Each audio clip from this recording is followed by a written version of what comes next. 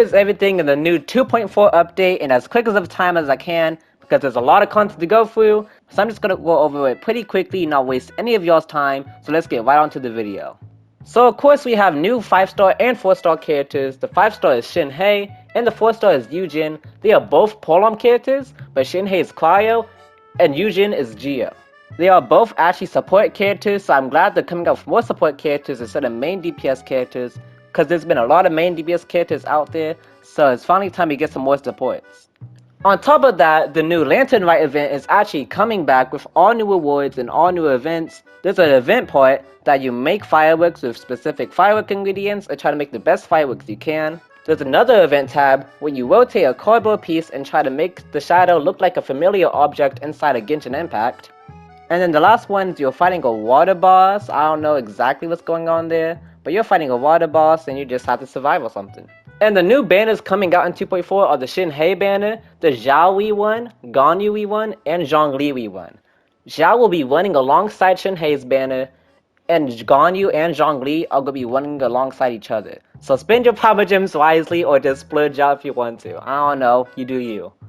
Shinhei looks like she's going to be making clones and helping out your team through various buffs, and Yujin will also be helping out your team through various buffs depending on how many different elements you have, so that's pretty interesting, and we'll see how she pans out in game. The next thing we're actually getting are new hangout events. Now I'm a Ningguang main, so I'm pretty excited that there's a Ningguang hangout, and there's also going to be a Yunjin hangout. So I'll be excited for those if you like those characters, because I definitely am going to be playing the Ningguang hangout, because I barely do hangouts, but the Ningguang hangout I might actually have to do. We are also going to be getting a new 5-star polearm. They didn't say anything about the details of the weapon, but they did just show it, so we know we are getting it. And during the Lantern Rite event, we are actually going to be able to choose a free 4-star like last year. The 4 stars you can actually choose from are Xingqiu, Yunjin, which is actually the newest 4-star character, Beidou, Zhangling, Ningguang, Xinyan, Yanfei, and Chongyun. So I'm glad that they're actually bringing this back with the new 4-star character, so she's probably going to be the most picked from this event just because she's new.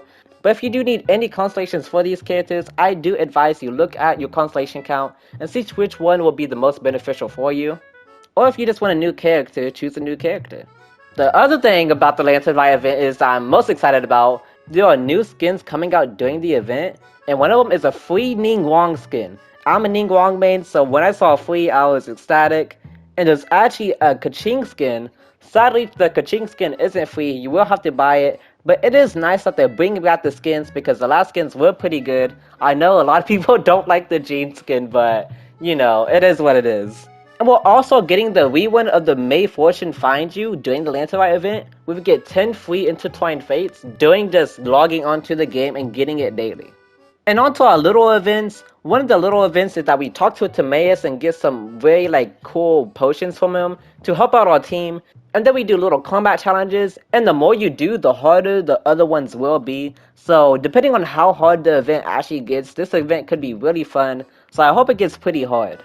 The next event is where we follow around and fight Tanukis throughout Teyvat, and we just get some free rewards, so that should be pretty easy and pretty simple event for you to do. And the most exciting event that's coming back is actually Wintrace. If you don't know what Wintrace is, it's the most popular event in Genshin, I think. It's basically just pop hunt, and a lot of people loved it, and was sad that it wasn't coming back for a long time, but it finally is coming back. And then the most thing that kinda excited me was we're getting a whole entire new area. This area is described as dark, no vegetation, everything's dull and gray. It's very dark and tied to the abyss. So this should be a really fun event. There's new Pyro Abyss Lectors. There's new dragon, lizard, water dudes. I do not know how to explain it, but they are there. And this place looks absolutely amazing. I'm so excited for this new zone because it actually looks pretty unique. And they added a lot of new UI and quality of life changes. Basically now, during Spiral Abyss, when you continue, you can actually see the enemies that you want to find and fight in the next chamber. And then the next thing they did was when you miss out on a star in the Spiral Abyss, it will actually get grayed out so you know if you missed it or not. So if you didn't know the specific second time is, now you should know, and should know that if you did miss out on a 3-star. The next thing they did is actually you can customize the shortcut wheel. So instead of having battle pass or the adventure books there, you can actually change it up and put in party setup, shop, mail, time, settings, and other things like that, because some of the things I just didn't really care about being there, but now I can definitely change it up. They also changed the forging of the alchemy table to icons instead of a long list, so you should be able to find what you need faster.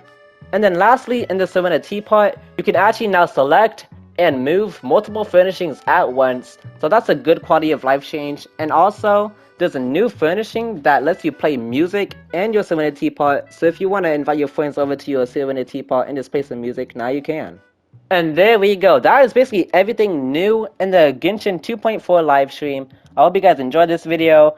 I did record an entire video that was like 15 minutes long describing everything, and then my mic was muted, and I didn't feel like recording the entire thing again. So that's why I did this little quick, as fast as I can thing. So I hope you guys enjoyed it. I hope it wasn't too hectic.